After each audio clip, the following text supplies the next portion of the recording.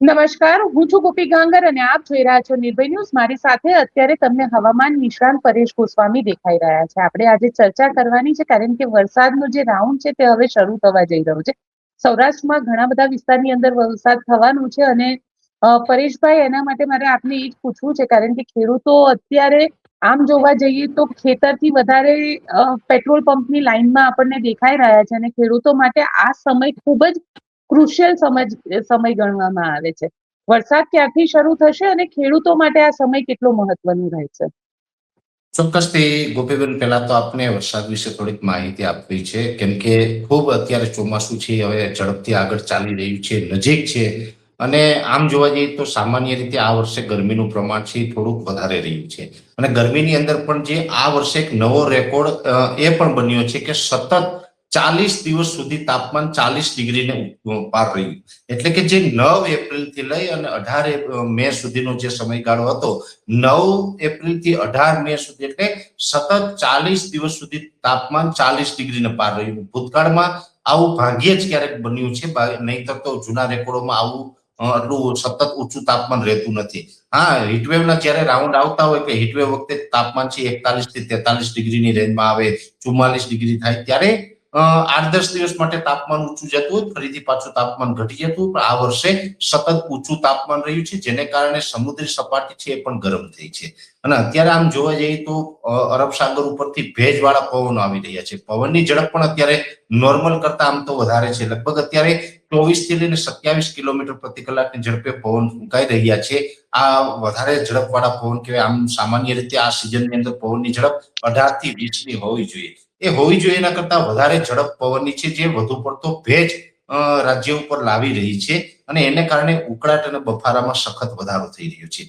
આમ જોવા જઈએ તો જે 18 મે પછીથી જે તાપમાન થોડુંક ડાઉન થયું, વચ્ચે એકાદ રાઉન્ડમાં તાપમાન 40 પાર થયું હતું, પણ અત્યારની વાત કરવા જઈએ ગોપીબેન, તો અત્યારે તાપમાન છે એવરેજ 36 થી 38 ડિગ્રી છે. અને જે આઇસોલેટેડ પ્લેસ છે એની અંદર 39-40 ડિગ્રી સુધી તાપમાન પહોંચી રહ્યું છે, પણ 40 પ્લસ નથી. છતાં પણ આપણે ક્યાંક 43-44 ડિગ્રી જેવી ફિલિંગ આવતી હશે. એનું કારણ છે કે જ્યારે ભેજનું પ્રમાણ વધી જાય, ઉકળાટ વધારે હોય, એટલે 38 ડિગ્રી તાપમાન હોવા છતાં પણ 42 ડિગ્રીનો અહેસાસ થાય, જેને ફીલ લાઈક કહેવામાં આવે છે.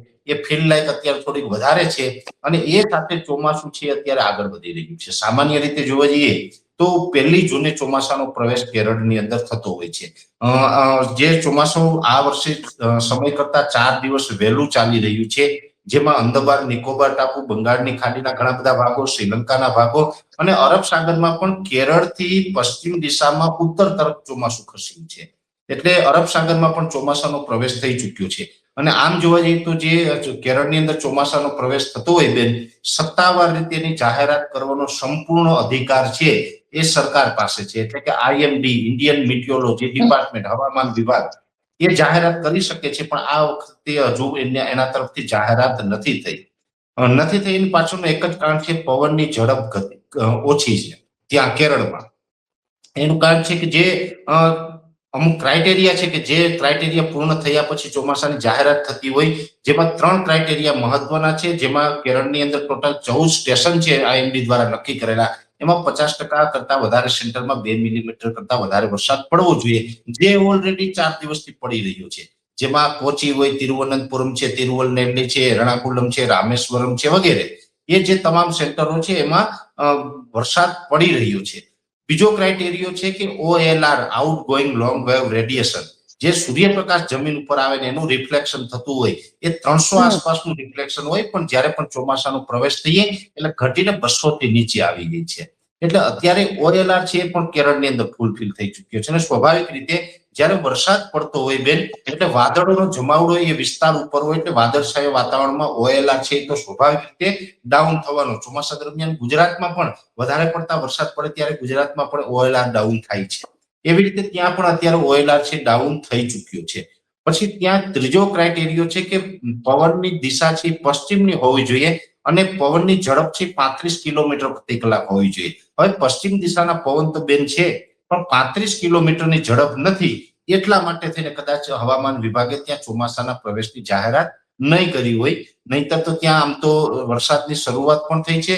અને મારું વ્યક્તિગત એવું માનવું છે કે 1-2 દિવસ કે ગમે ત્યારે 5 કલાક પછી પણ જ્યારે પણ પવનની ઝડપ છે જો 35 સુધી પહોંચી જશે તો હવામાન વિભાગ છે ગમે ત્યારે ત્યાં ચોમાસાના પ્રવેશની જાહેરાત કરી શકે છે અને ત્યારથી પછી ચોમાસું આગળ ચાલશે. એટલે ગુજરાતમાં આમ તો નિયત સમયે એટલે કે 15 જૂન આસપાસ ચોમાસું આવવાની સંભાવનાઓ છે.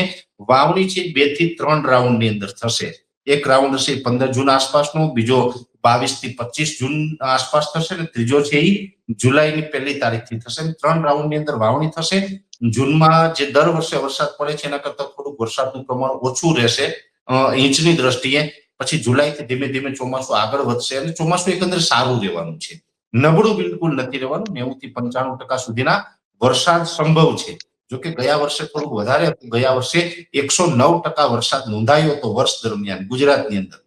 આ વર્ષે કદાચ 95% સુધી મેક્સિમમ વરસાદ પહોંચે તેવી શક્યતાઓ છે ઓલ ઓવર ગુજરાતમાં. પણ હવે આ વરસાદ બેન આગળ વધવાનો છે, ચોમાસું આવવાનું છે અને તો ભગવાનની કૃપા થવાની છે. આમ તો આ વર્ષે આ અલનીનો એટલે કે પ્રશાંત મહાસાગરનું તાપમાન અપ થાય એને કારણે ચોમાસા પર અસર પડે. પણ આપણે તો આઈઓડી એટલે કે જે ઇન્ડિયન ઓશન ડિપોલ છે પોઝિટિવ રહેવાનું છે, જેથી અરબ સાગરને કાંઠે આવેલા જેટલા રાજ્ય છે જેમાં ગુજરાત, મહારાષ્ટ્ર, કોંકણ, ગોવા, કર્ણાટક અને કેરળ એમ તમામ 5 રાજ્યની અંદર ચોમાસું સારું રહેશે.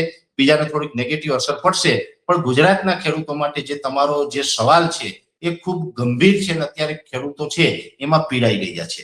તમે જે સવાલ કર્યો કે ડીઝલની લાઈનમાં ઉભા છે બેન, આ ગુજરાત માટે કે આ દેશ માટે ખરેખર શરમની બાબત કહેવાય, દુઃખની વાત કહેવાય કે જે ભગવાન પછીનું બીજું સ્થાન છે એને આપણે કિસાન કહીએ, જગતનો તાત કહીએ અને તાત દરેક જગ્યાએ લાઈનમાં ઉભે છે. હવે અત્યારે આમ જોવા જઈએ તો બેન લાઈનમાં તો મારું જે વ્યક્તિગત માર્કિંગ છે હું પણ પ્રવાસ કરતો રહું છું. કોઈ પણ મોટા ઉદ્યોગપતિ ડીઝલ પંપની લાઈનમાં નથી, કોઈ મોટી કંપનીના માલિકો નથી, કોઈ પાર્ટીના નેતાઓ છે ક્યાંય લાઈનમાં ગાડી લઈને નથી ઉભા. બધા જ ને ડીઝલ મળે છે. નથી મળતું તે છે માત્ર ગુજરાતનો ખેડૂત. ખેડૂત છે ડીઝલ માટે લાઈનમાં ઉભો છે. આમ પણ ખેડૂત, મને તો હમણાં જ એક ખેડૂત દાદાએ કીધું, પરેશભાઈ અમારો જન્મ જ લાઈનમાં ઉભવા માટે થયો છે. કેમ કે જ્યારે પણ ખાતરની જરૂર હોય તો ખેડૂત ખાતરની લાઈનમાં ઉભે છે બેન. જ્યારે પાક નુકસાન થાય ને વળતરનું ફોર્મ ભરવાનું હોય ત્યારે લાઈનમાં ઉભે છે. વાવાઝોડું આવે ને એના માટે અરજીઓ કરવાની હોય ત્યારે લાઈનમાં ઉભવાનું. ટેકાના ભાવે સરકાર જાહેરાત કરે પછી ઓનલાઈન ફોર્મ ભરવાનું હોય તો એની લાઈનમાં ઉભવાનું. ટેકાના ભાવે પાછું વેચાણ કરવાનું હોય ત્યારે વેચાણ કરવા માટે લાઈનમાં ઉભવાનું. એટલે દરેક જગ્યાએ ખેડૂત છે લાઈનમાં ઉભે છે. હવે બાકી રહ્યું હતું એટલે ડીઝલની લાઈનમાં અત્યારે ખેડૂત ઉભા છે. આ ખૂબ દુઃખની અને શરમની બાબત કહેવાય. ખાસ કરીને સરકાર માટે પણ આ શરમની બાબત કહેવાય. કેમ કે સરકારની જવાબદારી છે જેના થકી આપણા દેશની ઇકોનોમી ચાલે છે બેન. આ ખેડૂત આ માની લઈએ કે અત્યારે ડીઝલ નહીં મળે તો ખેડૂતને શું પરેશાની થશે? પહેલી વાત તો એ કે આપણે ટેકનોલોજીની બહુ મોટી મોટી વાતો કરી.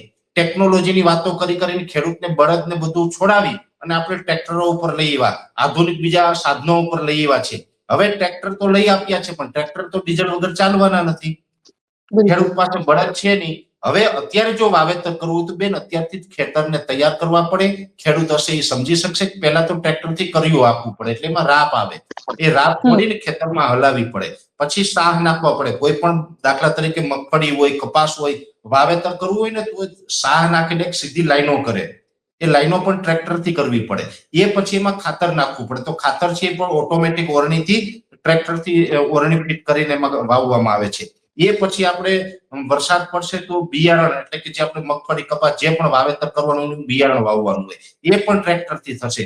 વાવી દીધા પછી બેલી આપવાની આવે એ પણ ટ્રેક્ટરથી થાય, જે વધારાનું ઘાસ કાઢવા માટે.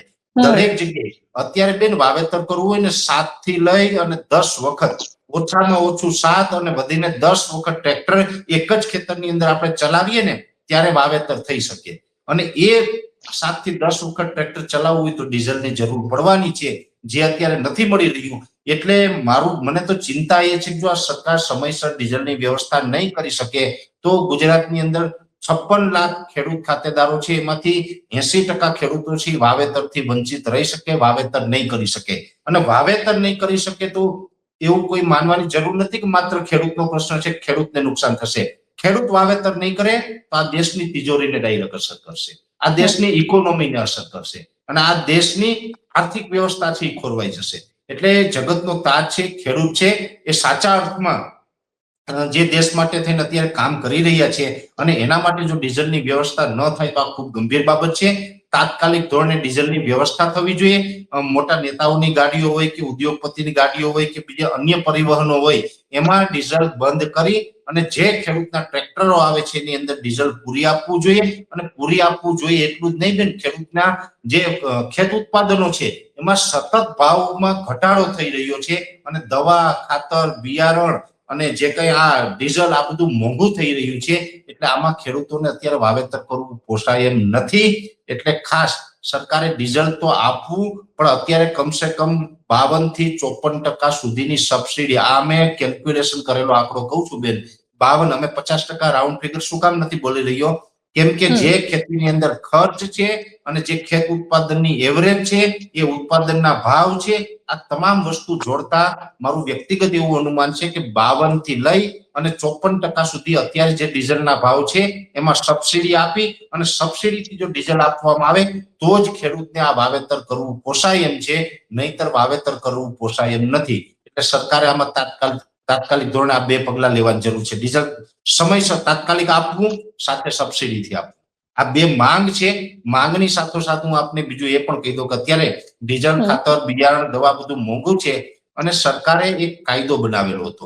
આ કાયદાની અંદર જોગવાઈ હતી અત્યાર સુધી 3 લાખ રૂપિયા પાક ધિરાણ છે 2 હેક્ટરની મર્યાદામાં ખેડૂતને આપવામાં આવતું હતું. હવે આ જે 3 લાખ રૂપિયાનું જે ધિરાણ આપવામાં બેન આવતું હતું, આ ધિરાણમાં મોંઘવારીને ધ્યાનમાં રાખીને સરકારે ગયા વર્ષે એક નવો નિયમ બનાવ્યો છે કે કાયદો બનાવ્યો છે કે 3 ની જગ્યાએ હવે 5 લાખ રૂપિયા સુધી બેંકમાંથી ધિરાણ લઈ શકશે. આવો કાયદો બનાવ્યો છે અને એ ધિરાણની મર્યાદા એટલા માટે છે, આમ તો અત્યારે 2 લાખ સુધીનું છે કે 3 લાખ સુધીનું છે, 3 લાખનું 5 લાખ લેવું લઈ શકીએ, પણ સરકાર એવું કહે છે કે 3 લાખ રૂપિયા સુધીનું લ્યો તો 0% વ્યાજ, વધારે લ્યો તો તમારે 7% વ્યાજ ચૂકવવાનું. એટલે મોટા ભાગે વ્યાજના ચક્કરથી બચવા માટે ખેડૂતો 3 લાખ સુધીનું લેતા હોય છે. તો હવે સરકારે એવું કીધું કે મોંઘવારી વધી છે, બિયારણ બધું લેવા માટે વધારે પૈસાની જરૂર પડતા હોય, 5 લાખ સુધી વિના વ્યાજે આપશું. આ ગયા વખત વાત કરી દીધી પણ બેંકોને હજુ સુધી પરિપત્ર નથી કર્યા. એટલે સરકારે ઠીક છે કે આપ જેવા મીડિયાના મારફતે જાહેરાત તો કરી દીધી છે, પણ વાસ્તવમાં જ્યારે ખેડૂત છે એ બેંકમાં ધિરાણ લેવા જાય છે ત્યારે એને આ લાભ મળતો નથી. તો આ પરિપત્ર બાકી છે. તમારા માધ્યમથી પણ સરકારશ્રીને મારી અપીલ રહેશે કે તાત્કાલિક ધોરણે પરિપત્ર કરો, કેમ કે અત્યારે પાક ધિરાણ લેવાનો સમય ચાલી રહ્યો છે. અત્યારે ખેડૂતો મોસ્ટ ઓફ બધા બેંકોમાંથી પાક ધિરાણ લેતા હોય છે. એટલે અત્યારે જો તાત્કાલિક પરિપત્ર થાય તો જ ખેડૂતને આ વર્ષે લાભ મળે, નહીતર તમે આજથી 1 મહિના પછી કદાચ પરિપત્ર કરશો તો એનો લાભ 1 વર્ષ પછી મળશે, આવતા ચોમાસામાં મળશે. આવું જ કંઈક પરેશભાઈ અત્યારે સરકારની સ્થિતિ છે, કારણ કે સરકારે એવું કહી દીધું કે 200 લીટર ડીઝલ જે છે એ ખેડૂતોને આપવામાં આવશે, એટલે કેરબામાં ભરીને આપવામાં આવશે. શું ખેડૂતોને મળે છે ખરું એ 200 લીટર ડીઝલ? બેન, જાહેરાત તો મેં પણ સાંભળી છે, 200 લીટર સુધીની સરકારે જાહેરાત કરી છે, છતાં પણ ખેડૂત છે એ લાઈનમાં ઉભા છે. એનો મતલબ એ જ થાય છે કે નથી મળી રહ્યું. એની પાછળ ઘણા બધા કારણ છે. કોઈ જગ્યાએ જે વિક્રેતાઓ છે, જે પંપ વાળા માલિકો છે, એના દ્વારા કાં તો કાળા બજાર કરી અને આ લોકોને નથી આપવામાં આવતું, અથવા તો ઉપરથી સપ્લાય નથી, કોઈ ને કોઈ કારણ છે. કારણ શું છે તો સરકારનો પ્રશ્ન છે ને બેન, આપણો તો છે નહીં. એના માટે તો આપણે એમને બેસાડેલા છે. જે પણ પ્રશ્ન હોય એ સોલ્યુશન સરકારે જ કરવું પડશે. સરકારે પ્રશ્નનું નિરાકરણ કરી અને અત્યારે જે 200 લીટરની વાત કરી છે, પણ વાસ્તવમાં દરેક ખેડૂતને 200 લીટર મળતું નથી, એ તાત્કાલિક અપાવવું જોઈએ. પરેશભાઈ સાથે તમને એ પણ પૂછીશ, કારણ કે 30 તારીખથી ફરીથી વરસાદનો રાઉન્ડ શરૂ થઈ ગયો છે. કયા કયા વિસ્તારમાં વરસાદ હશે અને ઘણી બધી જગ્યાએ વાવાઝોડાની અસર પણ જોવા મળશે, એટલે એ કયો વિસ્તાર હશે? બેન, આમ જોવા જઈએ તો વાવાઝોડું કેવું થોડુંક અઘરું પડશે, પણ પવન સાથે વરસાદ પડવાના છે, આવું ચોક્કસથી કહી શકાય. એનું કારણ છે કે આમ તો 2 રાઉન્ડની અંદર પ્રી મોન્સૂન એક્ટિવિટી, એક રાઉન્ડ તો 20 મે થી લઈને ચાલુ થયું, જે ગઈકાલે 27 તારીખ સુધી ચાલ્યો. જોકે એમાં સૌરાષ્ટ્રના છૂટાછવાયા એકદમ સીમિત વિસ્તારની અંદર એ ઝાપટા જોવા મળ્યા હતા. એ પ્રથમ રાઉન્ડ હતો. બીજો રાઉન્ડ છે લગભગ 30 મે થી લઈને 1 જૂન સુધીમાં ગમે ત્યારે ચાલુ થશે. એ રાઉન્ડ છે 8 જૂન સુધી ચાલવાનો છે. એ સેકન્ડ રાઉન્ડ છે પ્રી મોન્સૂન એક્ટિવિટીનો. અને આ પ્રી મોન્સૂન એક્ટિવિટીની અંદર વિસ્તારો વચ્ચે, જેમાં સૌરાષ્ટ્ર, કચ્છ હોય, ઉત્તર ગુજરાત, મધ્ય ગુજરાત, દક્ષિણ ગુજરાત, એમ અલગ અલગ બધા વિસ્તારની અંદર એની અસર થઈ શકે છે. અને આની જે તીવ્રતા છે એ ગત રાઉન્ડ કરતા વધારે હશે, એટલે ભારે ઝાપટાઓ. એટલે આમાં ક્યાંય વાવણી લાયક વરસાદ થાય એટલા ભારે વરસાદની શક્યતાઓ નથી, પણ ચોક્કસ એટલું કહી શકાય કે ભારે ઝાપટાઓ નોંધાશે, જેમાં 5 મિલીમીટર થી લઈ અને 15 મિલીમીટર સુધીનો વરસાદ સંભવ છે. અને એ છૂટાછવાયા વિસ્તારની અંદર એ હળવા ભારેથી સામાન્ય ઝાપટાઓ નોંધાય અને એમાં પણ થંડરસ્ટોર્મ એક્ટિવિટી થશે, એટલે ગાજવીજનું પ્રમાણ થોડુંક વધારે રહેશે. અને થંડરસ્ટોર્મ હોય એટલે ગાજવીજ સાથે પવનની ઝડપ હોય, એટલે પવન સાથે વરસાદ ઘણી જગ્યાએ 40-50 કિલોમીટરની ઝડપે, તો કોઈ જગ્યાએ 60 કિલોમીટરની ઝડપે પવન ફૂંકાય અને એ પ્રકારના તોફાની વરસાદ જોવા મળે તેવી શક્યતાઓ છે. એટલે આ સેકન્ડ રાઉન્ડ છે પ્રી મોન્સૂન એક્ટિવિટીનો બેન આવી રહ્યો છે, જે 30 અથવા તો 30 મે અથવા તો 1 જૂન સુધીમાં એની શરૂઆત થઈ શકે છે અને 8 જૂન સુધી એ પ્રી મોન્સૂન એક્ટિવિટીનો રાઉન્ડ જોવા મળે તેવી શક્યતાઓ હાલ દેખાઈ રહી છે. અને કયા કયા વિસ્તારમાં વરસાદ આવશે, કયા કયા જિલ્લામાં વરસાદ આપણને જોવા મળશે?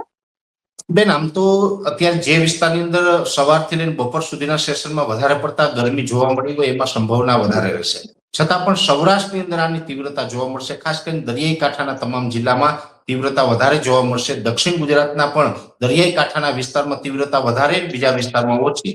બીજું મધ્ય ગુજરાતની અંદર પાટણ, મહેસાણા, અમદાવાદ, ગાંધીનગર જેવા વિસ્તારમાં પણ હળવાથી મધ્યમ ઝાપટાઓ છે એ છૂટા છવાયા વિસ્તારમાં પડે તેવી શક્યતાઓ છે. એટલે આમાં કોઈ જિલ્લામાં બેન પડશે એટલે જરૂરી નથી કે અમદાવાદ જિલ્લામાં પડે તો અમદાવાદના સમગ્ર વિસ્તારની અંદર પડે.